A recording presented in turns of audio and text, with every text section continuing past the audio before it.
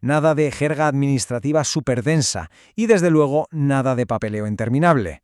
Vamos a meternos de lleno en lo que de verdad importa cuando estamos a pie de obra.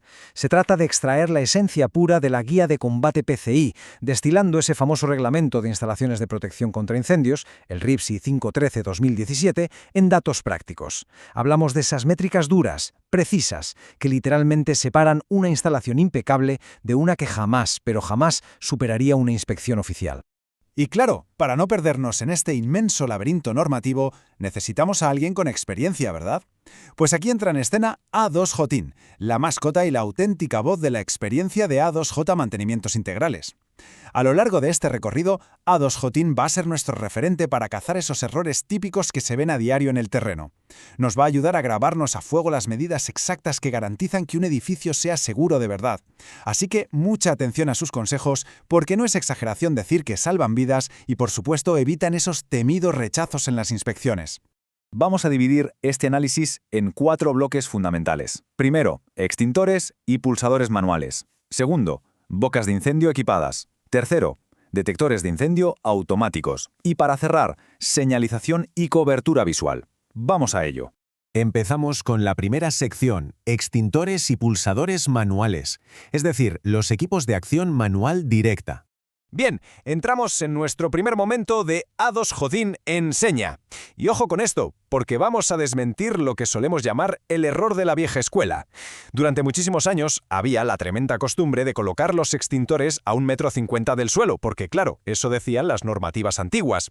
Pero cuidado, a día de hoy, si plantamos un equipo a 1,30 o 1,50 metros, estamos automáticamente fuera de la ley. El RIPSI actual nos marca un rango muy estricto, entre 80 centímetros y 120 centímetros sobre el nivel del suelo. Y bueno, esto no es por capricho de nadie, es la única forma de garantizar que cualquier persona, sin importar su altura o si tiene movilidad reducida, pueda descolgar un equipo que pesa lo suyo en medio de una situación de pánico sin hacerse daño. Entonces, la cifra que nos tenemos que tatuar es esta, 1,20 metros. Es el límite máximo absoluto permitido, no hay vuelta de hoja. Pero atención a este detalle técnico que a pie de obra lo cambia todo. Esta medida se toma desde el suelo hasta la parte más alta del cuerpo del extintor.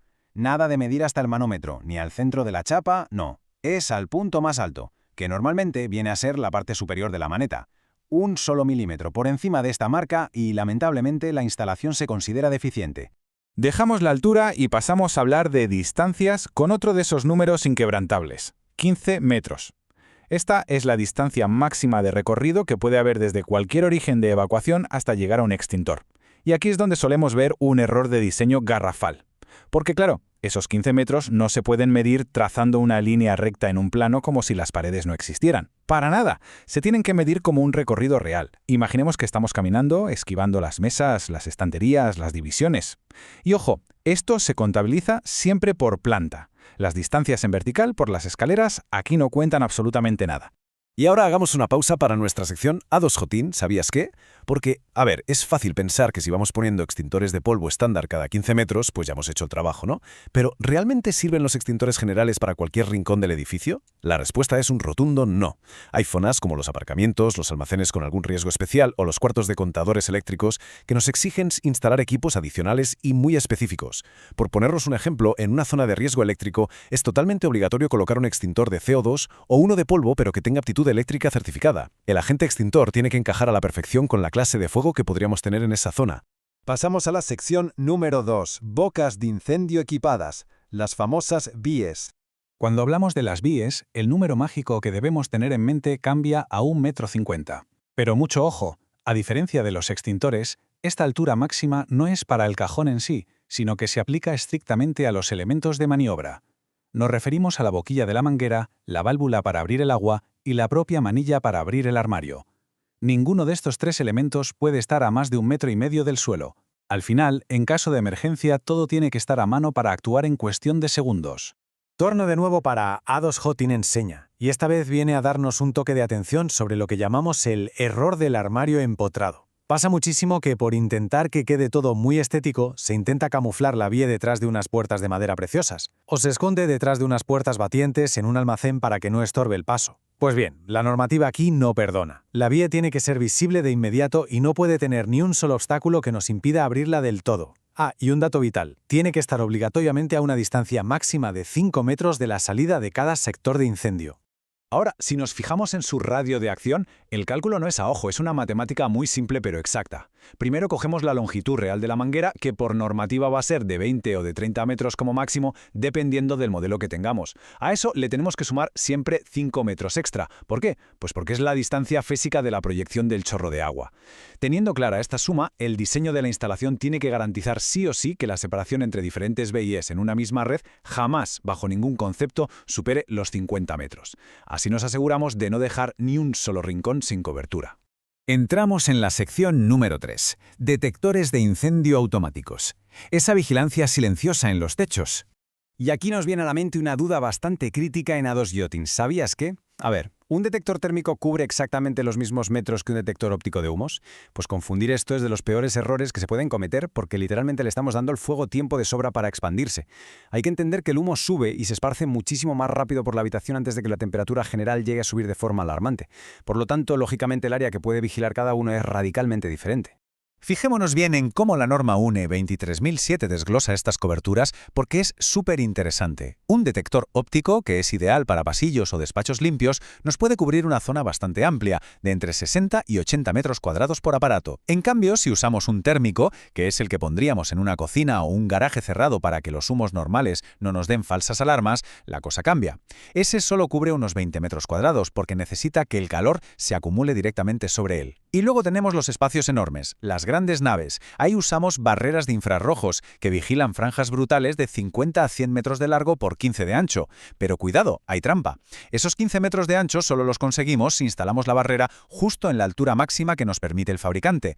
A2 Yachting Enseña nos trae ahora un fallo que, por increíble que parezca, se ve muchísimo en obra. El error de la rejilla del aire acondicionado. Es una regla de oro. Jamás, nunca se puede poner un detector pegado a una salida de climatización. ¿Por qué? Pues porque ese chorro constante de aire limpio lo que hace es empujar el humo lejos del sensor. Nos crea una burbuja, una zona muerta, y la alarma va a saltar tardísimo. Aquí las distancias son intocables. Hay que dejar como mínimo 1 metro de separación respecto a cualquier rejilla de aire, y al menos medio metro de separación de cualquier pared, viga o esquina, porque ahí el humo se atasca y no circula bien.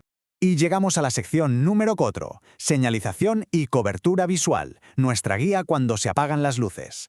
Bueno, cuando el humo baja la visibilidad y cunde el pánico, las señales fotoluminiscentes lo son todo, así que sus reglas de posicionamiento son súper estrictas.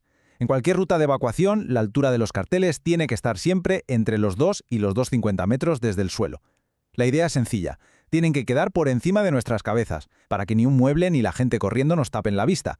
Y para los equipos en sí, como los extintores o los pulsadores, la señal obligatoriamente tiene que ir justo encima de ellos, marcando el punto exacto y dejándose ver desde el camino principal. Y ojo porque el tamaño de la señal no se elige a ojo, hay pura matemática detrás. No vale de nada poner un cartelito estándar en un despacho diminuto y usar ese mismo cartel en una nave logística gigantesca. La normativa nos impone una fórmula innegociable. La superficie de la señal tiene que ser mayor o igual a la distancia máxima desde la que queremos verla, pero elevada al cuadrado. Y todo eso dividido entre 2000. Traducido a la práctica, a mayor distancia, el cartel tiene que crecer proporcionalmente. Colocar una señal minúscula que hay que ver desde el otro extremo de la nave es tanto a efectos prácticos como legales, igual que no poner absolutamente nada. Para rematar el tema de la señalización, vamos a repasar los 3 fallos garrafales que más se repiten. Primero, usar señales planas pegadas a la pared en pasillos que son súper largos. Si alguien va corriendo en línea recta, no va a ver la señal hasta que literalmente se choque con ella. Por eso ahí se exigen señales en banderola, las que sobresalen en perpendicular. Segundo error, pasar olímpicamente de las categorías lumínicas. A veces vemos señales de categoría B, que brillan menos, instaladas en cines, hospitales o zonas de alto riesgo, donde es obligatorio usar la categoría A, que es la de máxima exigencia. Y el tercero, olvidarse de las señales de dirección. Poner una flecha recta está muy bien, pero no sirve de nada si llegamos a un cruce o al final del pasillo y no hay otro cartel que nos diga hacia dónde girar. Y así llegamos al mapa completo, la tabla resumen para técnicos que nos ha preparado A2 Yachting. Todo lo que hemos visto hoy, las alturas, las coberturas, esas distancias al milímetro, no son recomendaciones amigables, están escritas en piedra. Desde ese tope de 1,20 metros para los extintores, pasando por los radios exactos de las mangueras, hasta los metros cuadrados precisos que vigila cada detector. Está todo aquí, unificado, resumido y listo para que lo apliquemos directamente cuando estemos a pie de obra. Para despedirnos, nos gustaría dejar una reflexión en el aire. ¿Acaso dominar al dedillo todas estas métricas exactas es lo único que separa una instalación que de verdad salva vidas de una que solo sirve para que nos tumben la inspección? Pues seguramente sí. Al final, todos esos datos súper técnicos del RIPSI 513-2017 no se inventaron para amargarnos la existencia o darnos más trabajo.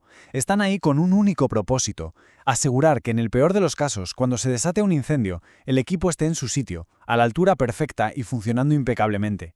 Quienes trabajan aplicando estos números tienen en sus manos una responsabilidad inmensa. Y con esta idea cerramos este análisis. Porque recordémoslo siempre, un diseño perfecto sobre el papel solo sirve si va acompañado de una ejecución perfecta en la realidad.